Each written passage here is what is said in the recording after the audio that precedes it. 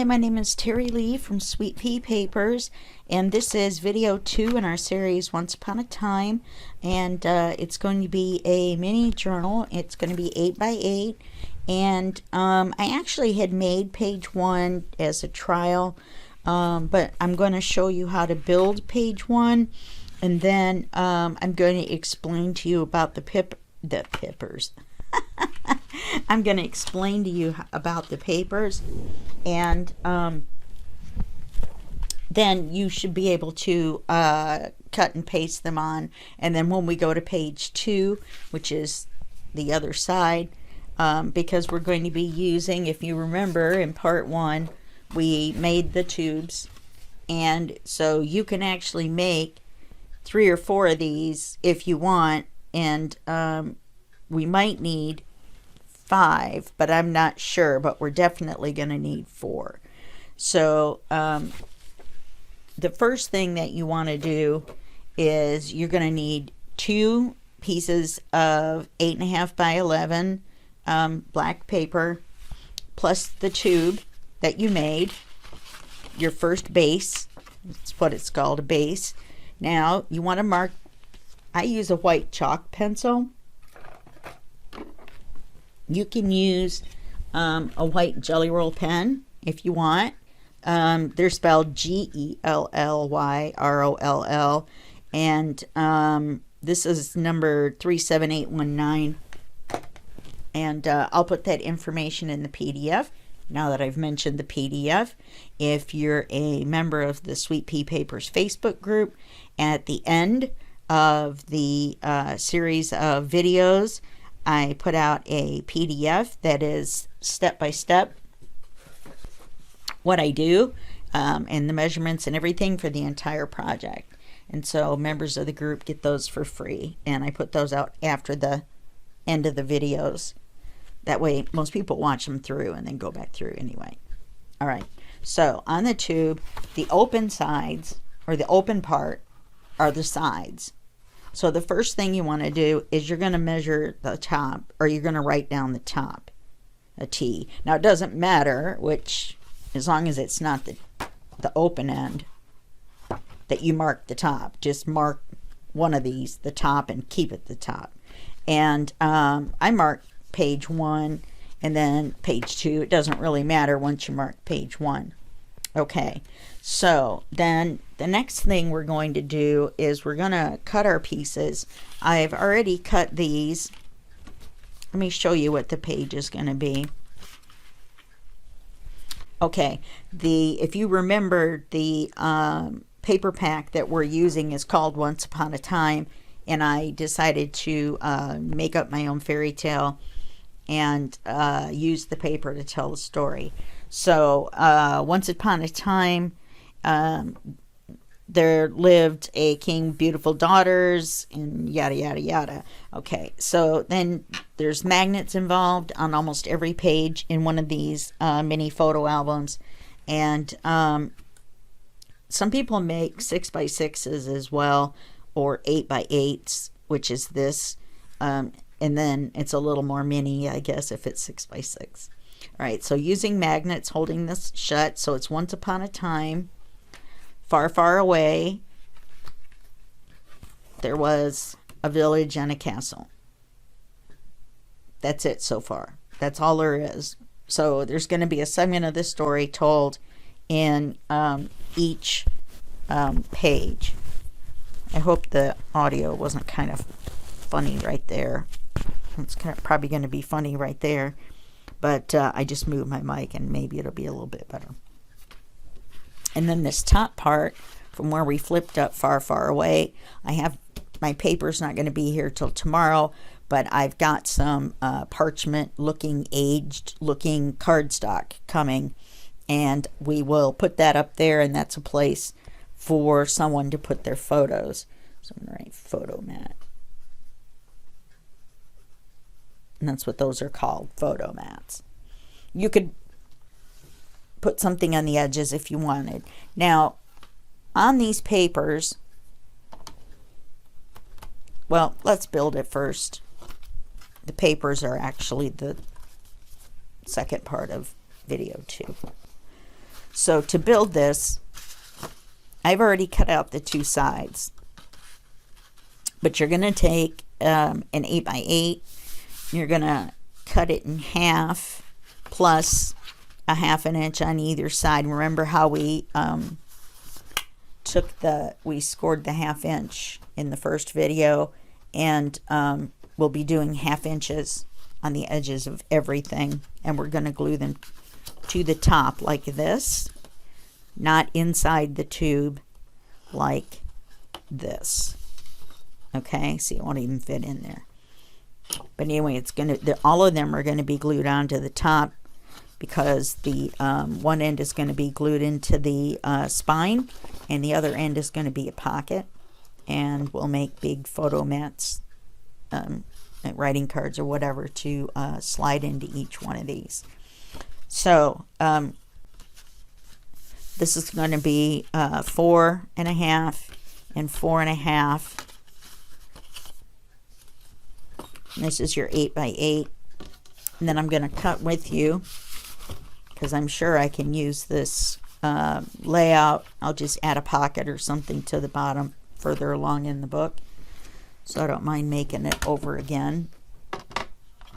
I just was having trouble with that first one there, and at first I wasn't sure if I was going to make a tutorial, so because this is only the third one that I've made, so we'll see how it goes. Hopefully this will be a decent tutorial for you. At least if you're new, then you'll see some of the possible mistakes, I'm sure. So we're going to cut one piece at 7 1/2 by 6 3/8. That's going to be their page that flips up that says far, far away. So we're going to go 7 1/2. And I hate 6 3/8. 7 1/2. And in this particular section, the sizes are dictated by the paper, because in the paper pad, get this out, in the paper pad, it seems to me like almost all of the text that we're going to want to use is in a corner. So you have to, if you were to cut this out just 8x8, then the text would be in the corner, but I wanted it to be in the center. So to cut it out, then that dictated the size of the papers we're going to cut, especially when we get to far, far away, because it's in a bottom corner anyway. It's right in here somewhere. Anyway, it doesn't matter. It says far, far away in the bottom corner. So in this particular page, what we want on the page dictates the size of the flap, and that's what we're getting ready to cut.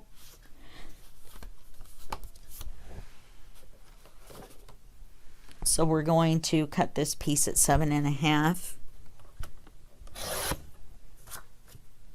You're going to have a lot of these pieces left over. These bigger ones like this will make good pockets, so be sure to keep them.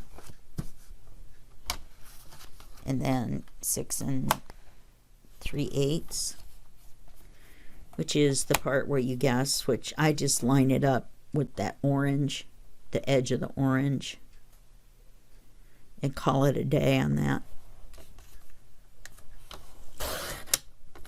Okay, now 6 3/8 is going to be our length, and the 7 1/2 is going to be our height.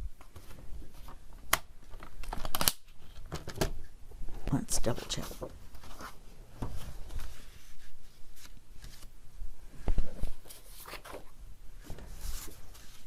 Actually, I think I have that backwards. Yes, I do. Okay, so this is going to be like this. So that means the score line to make the flap is going to be on this side.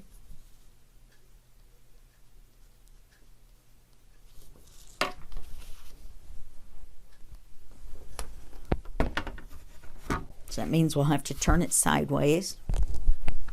I always have to think about this. And then we need to score it at a 1/2 inch. So that's going to be 1, 2, 3/8. 1, 2, 3, 4/8. I'm sorry about that.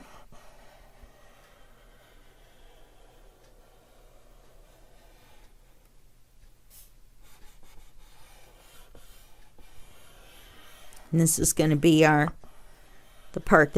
this part is going to be the part that we glue to the top of the page, and that'll make our flip up.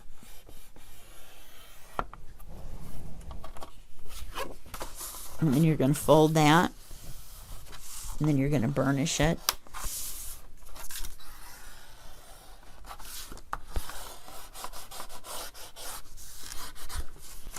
And then you're going to label it flap.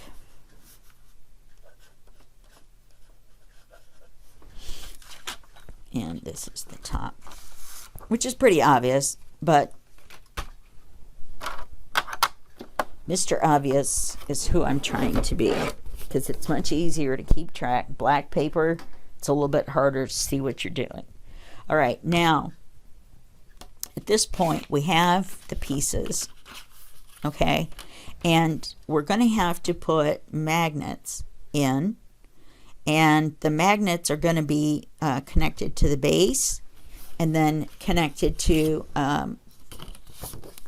you're also going to need to label one of these right and one left. It doesn't matter which one. Just make sure that your score mark with your flap is on the outside on both. So you can flip this one over and make it your left and make this one your right. It doesn't matter as long as it opens this way. Okay? So go ahead and label them left and right, and then go ahead and label your tops. It's always easier,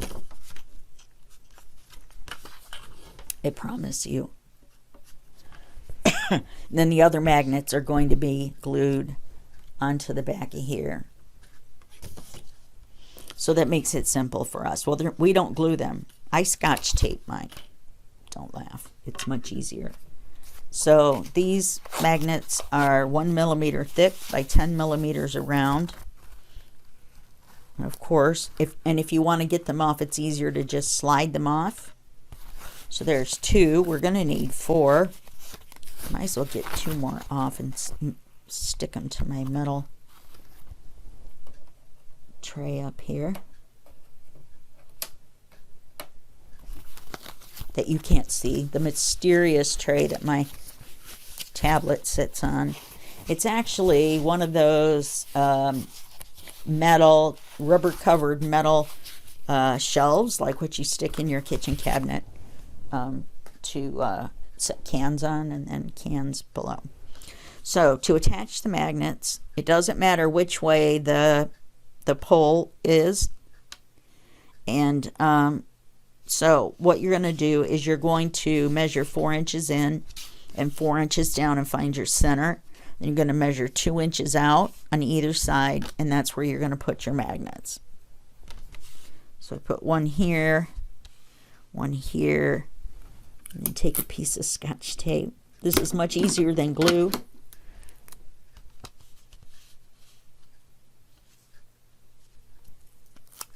And then you're just going to tape it down. Make sure that you have enough tape so that it goes all the way around. Try not to have a lot of wrinkles in your tape. Okay, now we're going to do that on the other side. I apologize, I have a sore throat.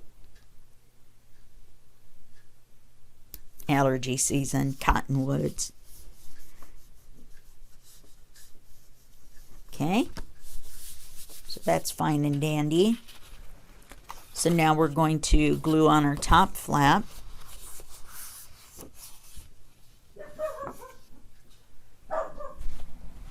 Oz? No.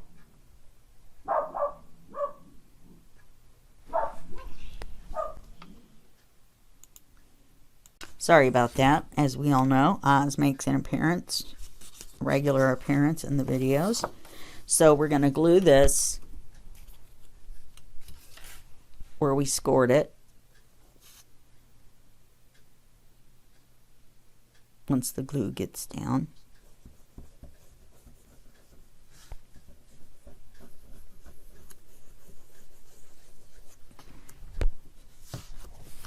And you're going to want to center it. I eyeball the centering of it by standing up and then looking down.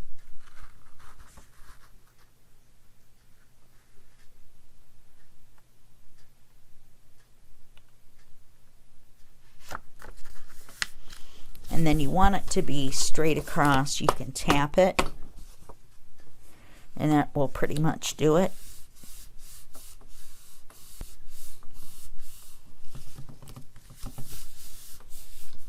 And that gives us our flap. Open it up, look for any extra. And you know what I forgot to do? It isn't so bad on this one.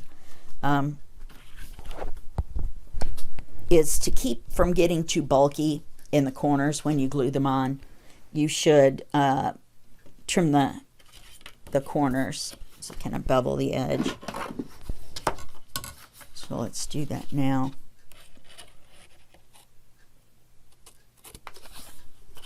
And all I'm doing is cutting the corner at an angle on the part that I'm going to glue down. That way you don't really see it from the corner, you know, from the edge, I mean.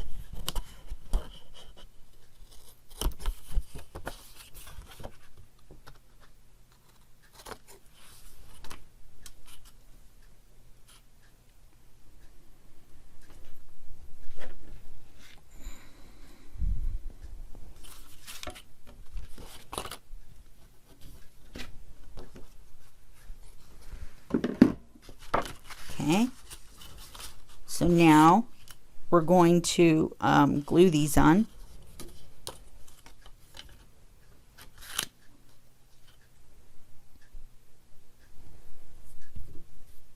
I'm going to do it the same way.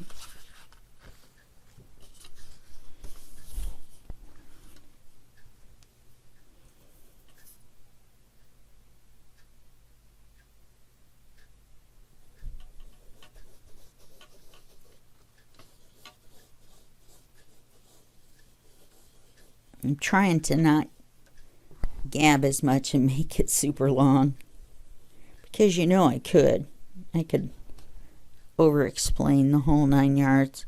The second half of video one is going to be longer, so that's why I'm kind of just moving right along doing this, because this really isn't that hard. Okay, so you want to glue this on here. You want it to be even, top and bottom, and to the edge. So let's do this, and then let's do this.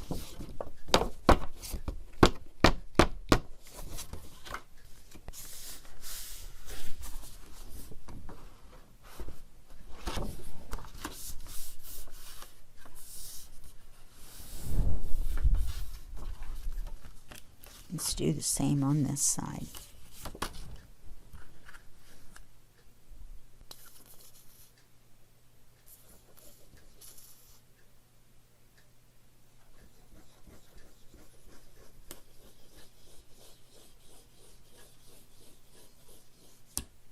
I find that doing the little circles is easier for me than trying to do lines, because I keep doing a line right off the edge.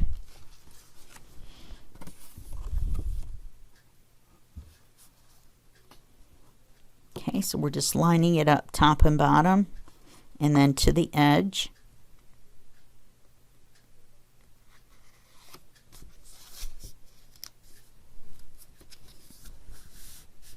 Make sure your flap can close, so this isn't far enough down.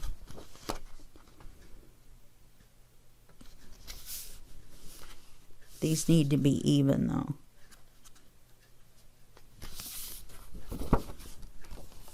Well, it closes underneath them anyway. So now I don't know if you can see this or not because it's black on black. If you have any extra glue, kind of wipe it off. Once it's dry, you can use this glue eraser and erase it off. I think technically it's a gum eraser, but I'm not sure, but it's mainly used for. And you can see how cutting the edges makes it look more professional as well, even though you're not going to see but just that very little bit. Okay, now we leave this flap up, and to see where the magnets go on this, which is even, and there's just a little gap, and the reason there's a little gap is the thickness of the edge of the fold. Make sure everything's dry before you start doing too much. Excuse me.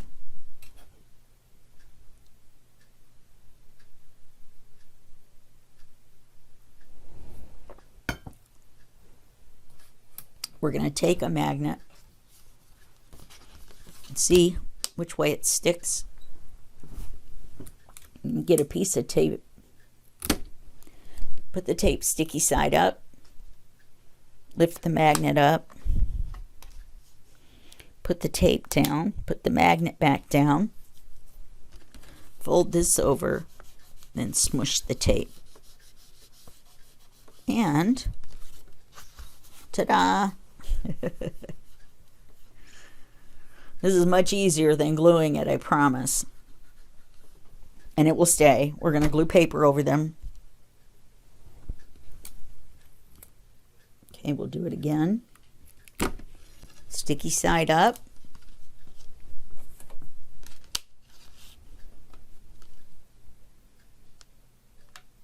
Attraction side down. Flip the page over. Smooch it where the tape is. Not too hard. You don't want to make a big indent in your paper. And then that's where your magnet goes to line them up. All right. So that's it for part 1A, which is not going to be a separate video. See, and then that, do you hear the magnets? Then the magnets hold the whole shebang shut. So you get your left and you got your right, and you open it, and then you open it, and then there's a flap. Easy peasy, she says confidently, hoping the flap is the right size for the picture. This is where I got in trouble last time, was putting the paper on. And I actually made it before I decided to do a tutorial. I made it, and then, yeah. Anyway, it was a mess. Or it was very difficult, we'll put it that way. I messed it up.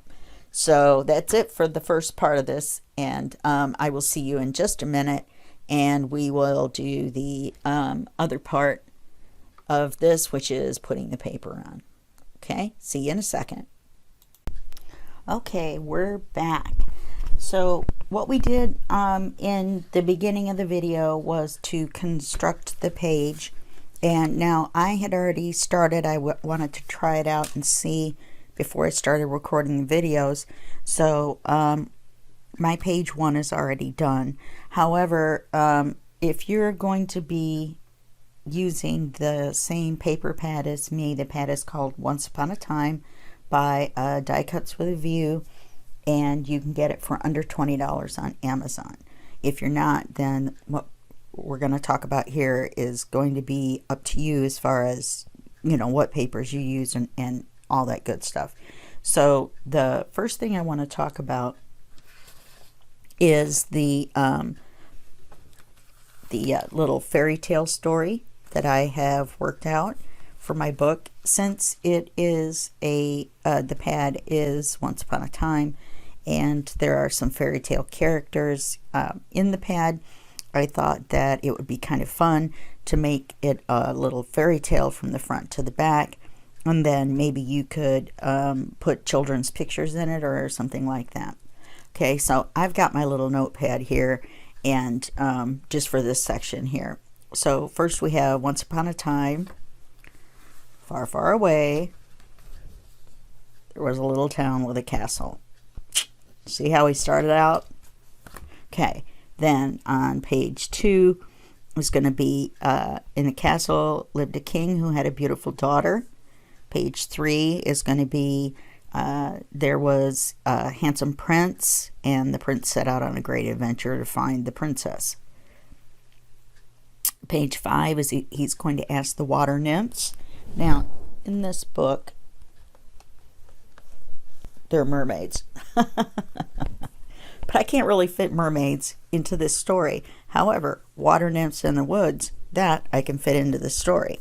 So I'm not going to go through and show you all the pages, but I did actually kind of go through it in the order that the pages are. So here the prince has set off on a great adventure. And these are the matching pages that go with the page that they're next to, in most cases. He asked the water nymphs, which look like mermaids, but that's okay. We're going to call them water nymphs from the woods. And then he asked the fairies. And of course, there's a picture with, and then there lived a handsome prince. We're going to work that in, both of those onto the same section. And then we're going to work in there lived a beautiful princess back on page 2. So they aren't quite in order. Okay, then he asked the fairies. Woo, here we go. I should have marked them. Then he asked Pegasus, or actually, I think what I'm going to say is the flying horses. So I don't think I really want. And besides that, Pegasus doesn't have a unicorn horn, does he? So he's going to ask the flying unicorns. I guess I better make a note on that. And then who finally told him that the dragon knew where she was. And so, obviously, in the back here is a dragon.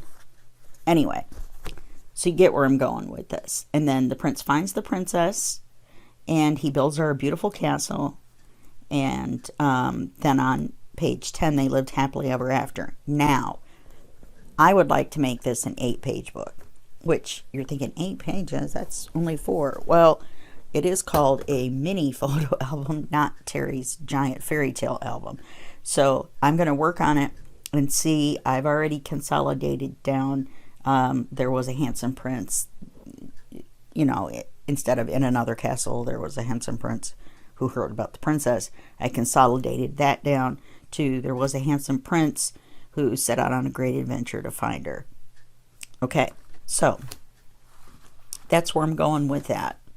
So to paper page 1, we're going to cut papers for the left and right flap. Now, this paper looks like this.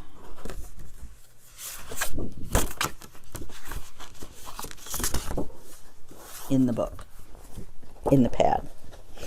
Okay, so you can see that I had to do a little finagling to make this fit to where, because I really didn't want to cut into the castle, because we've saved the castle, we saved all our scraps, and especially because it has this distinct corner with this border, I'm thinking we can use it somewhere somewhere in a fairy tale there's a castle. Okay, anyway, and so so this is Once Upon a Time, and what I did was I just cut an 8x8. Let me see how far over I did cut, because I had a miscut, and that was why I ended up with the larger black borders on the outside. Normally you just have the really thin borders on these particular type of books around the edges, but I had a miscut, and I wasn't, there's only 2 pages of each one in the pad. I wasn't going to cut another whole one, so I just cut a little bit off the edges to even things up, and then I just left a little bit bigger border out here. So if you make a mistake, it's not a total wash. But back to what I was saying. I forgot to start my timer. And anyway, so I cut the page because I wanted to cut it in half in the middle because I want the letters to line up. Now, there's times when you want to make like a hidden something and you want the patterns to line up as well. So this is just as pertinent whether you're using this pad or not. And so once I cut the page in half, then I moved it apart just a little bit and laid it down.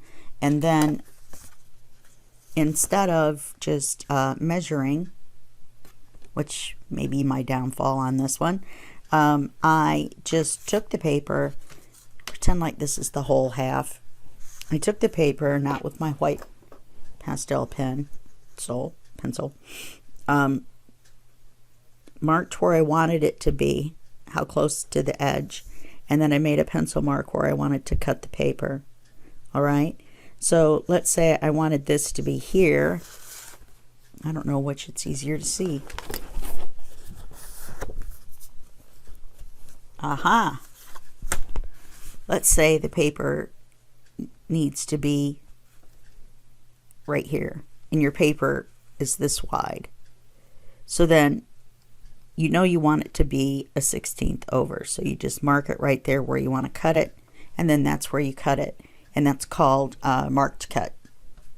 So you mark it to cut it, versus measuring with a ruler and then measuring the paper out on your paper trimmer or with a ruler and making the marks and then putting it on your paper trimmer. So those are the two different ways that you can figure out what size paper you need. My miscut was not in my measuring. It was the paper slid a little bit and one side ended up a little crooked. I was very, very upset. Once upon a time, I was very, very upset. So then on the inside, all I did was take some of the corresponding decorative paper, and on this paper, the pattern.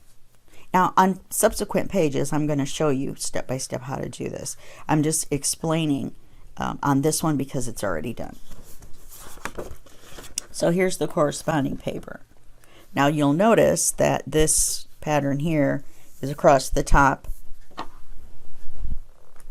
and the bottom. So what I did was I cut